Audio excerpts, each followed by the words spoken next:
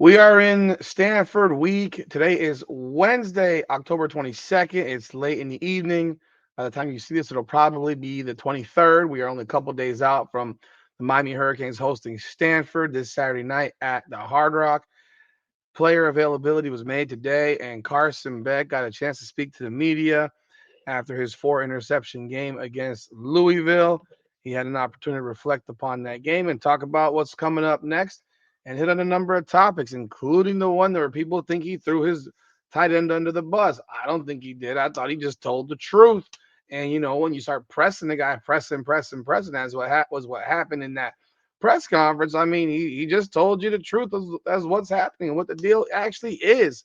So let's take a listen as to what Carson Beck had to say to the media today about last week as well as this week and what's coming up for the Hurricanes.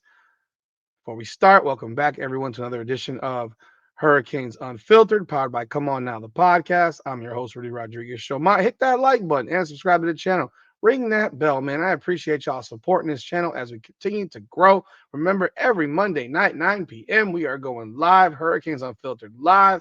It's getting bigger every week, so I thank you in advance for jumping on board with us. With no further ado, let's listen to what Carson Beck had to say. I heard one little clip. I am watching this blindly, by the way. I'm just letting you know. I'm watching it blindly, so my reactions are going to be completely real because I have not heard this press conference with him at all, and I wanted it to be fresh other than the clip that I did see that was on social media right now. So let's take a listen as to what Carson Beck had to say about the game and what's coming up this week. Let's go.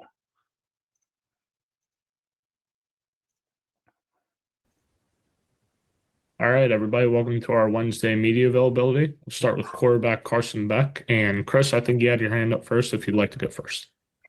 Yeah, Carson, just as you've reflected on the game against Louisville, just what has stood out to you these last few days?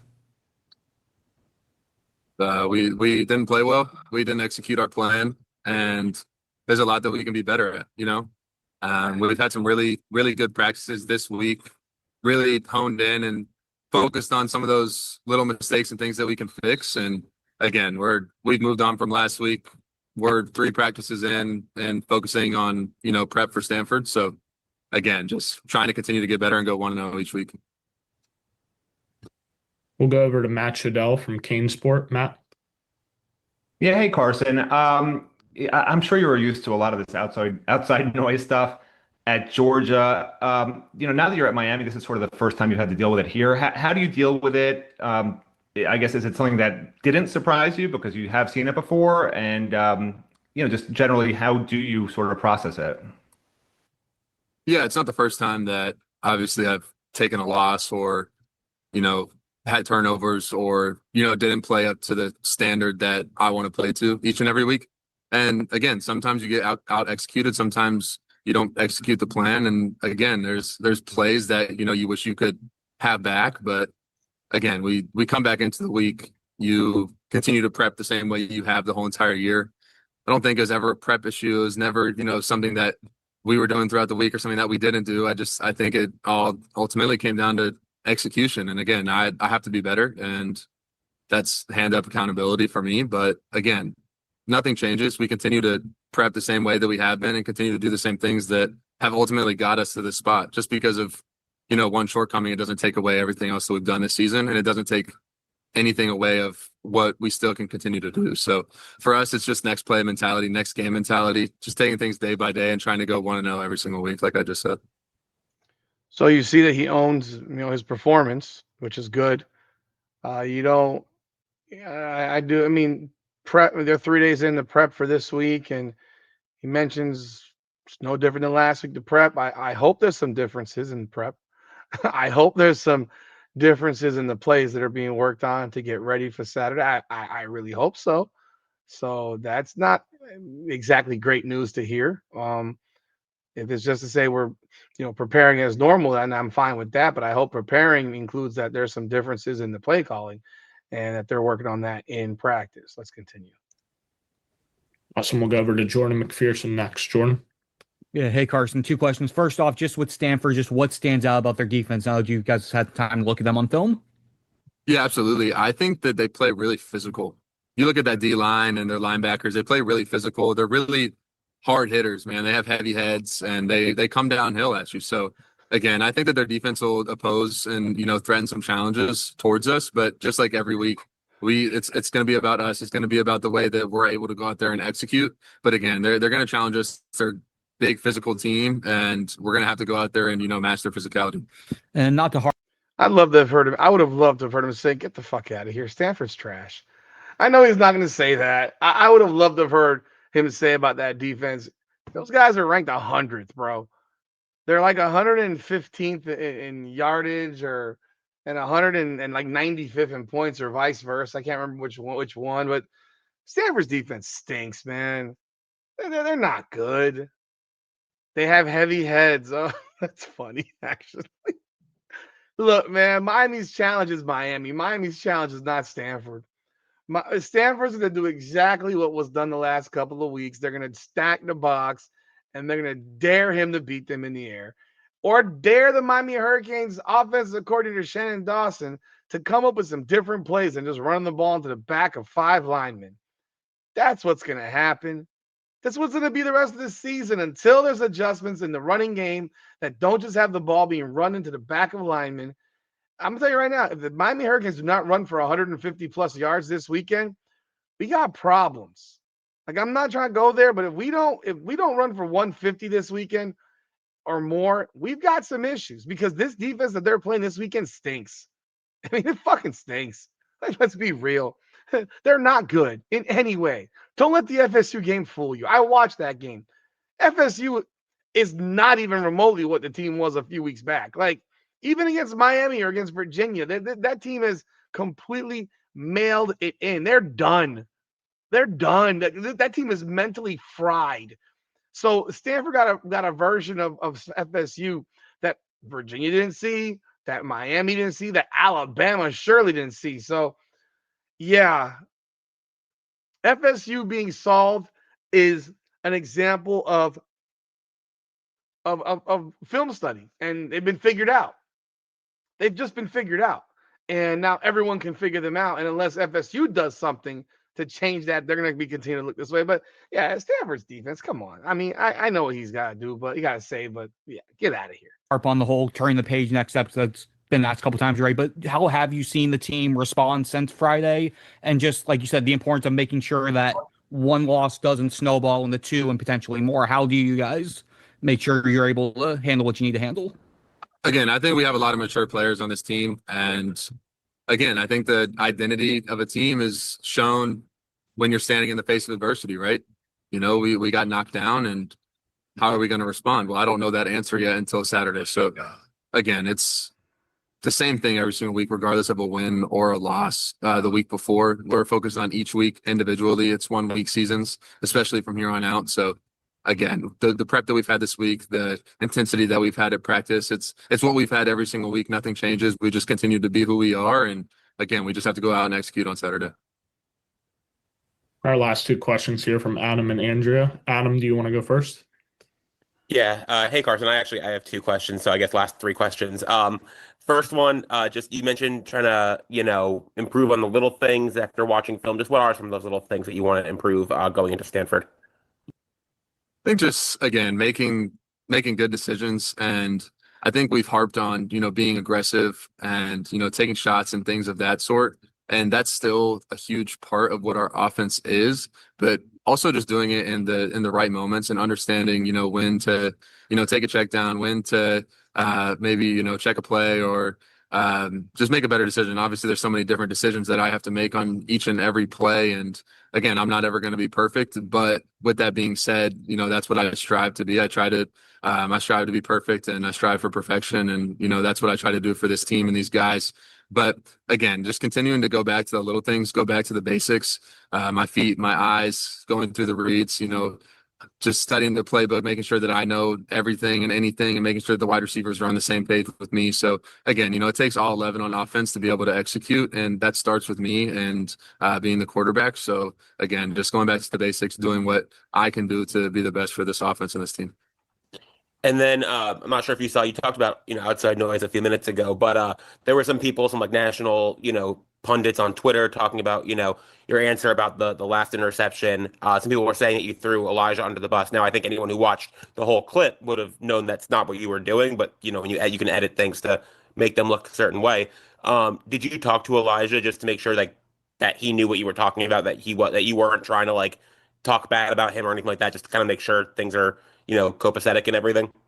Yeah, I was never throwing him under the bus. And when asked the question, I was asked, what happened on the last play. And I think if you go watch the whole clip of what happened, I mean, you can go look at what I said. But again, I mean, an interception is on me. And again, I'm ultimately the guy with the ball in his hands at the end, right? So I have to take accountability for that. But again, when I think people can take things out of context sometimes, and that's not at all what I was doing. I've never been that type of person. I've never been that type of way, and I've always taken accountability for my mistakes. Again, I didn't play my best. I honestly had a terrible game, and that's a huge part of why we lost. And I have to live with that. I have to take that. But again, it's going to be how I respond and what I'm able to do in the weeks moving forward. But we're not worried about that. We're worried about Stanford right now. So again, everything's good on our end and internally. So just moving on forward as a team and seeing what we can do to continue to execute on Saturdays. So that's the clip that I did see, and I respect the answer, man, because I don't think he was trying. Even though he told the truth, I don't think he was trying to throw anybody under the bus. And that's what. But yeah, when you hear these people and the shit they were saying about him, like he's throwing him under the bus, that's not what happened. He was asked the question over and over again, and I don't think at all he was trying to throw anybody under the bus. I thought he was just telling the truth of the situation. And again, he owned the fact that, he owned the fact that he's the guy that threw the ball. He's the guy that threw the ball. It's on him. He owned it. I don't see anything really wrong with what he said. And I'm glad he wants to, clarified it once again.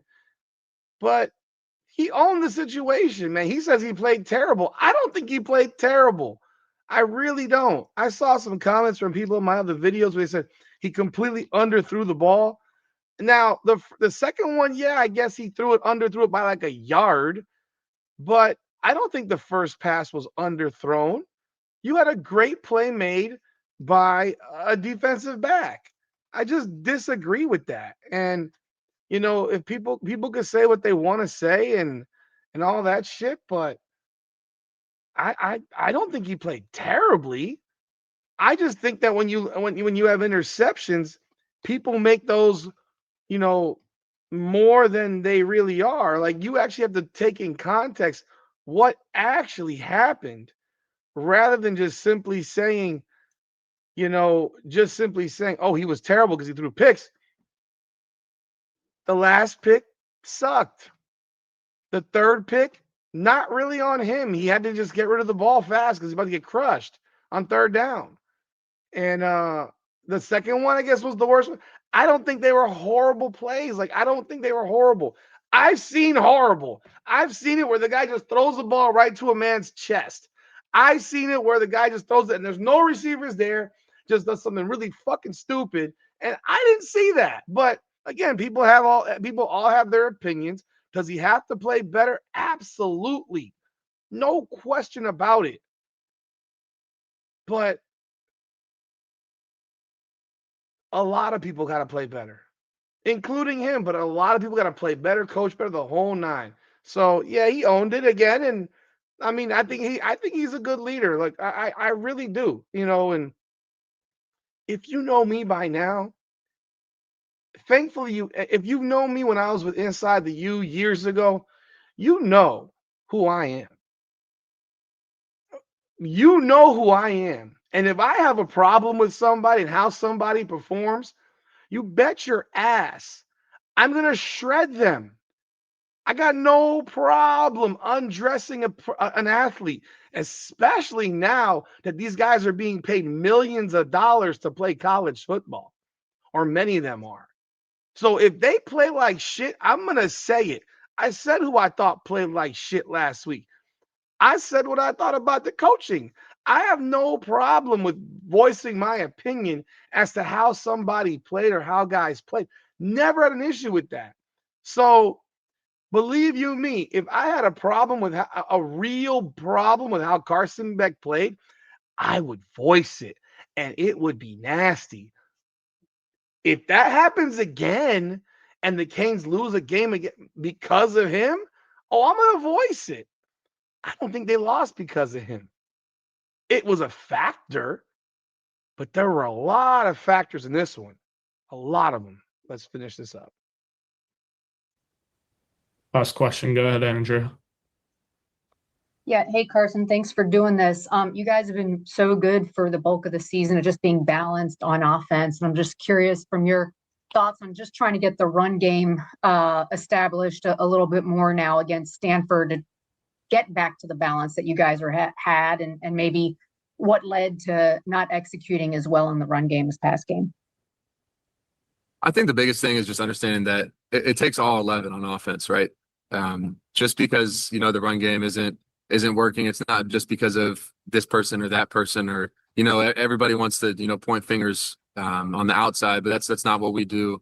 It's not what we do here. We watch the film, we look at it, we look at maybe areas where we've been weak, maybe areas where we've been strong. What are good plays? What are good schemes? What are good concepts that, fit our team and fit our 11 as a whole? So again, I think obviously I don't want to give too much information on, how we're going to try to attack Stanford and what we're going to try to do against, their defense and how they align. But, just trying to stick to the basics of what we do well is honestly more important than anything. So again, I think we're going to have a great plan this week, and I think we're going to go out there and execute it. So that's all we can focus on. It's all we can do, continuing to move forward.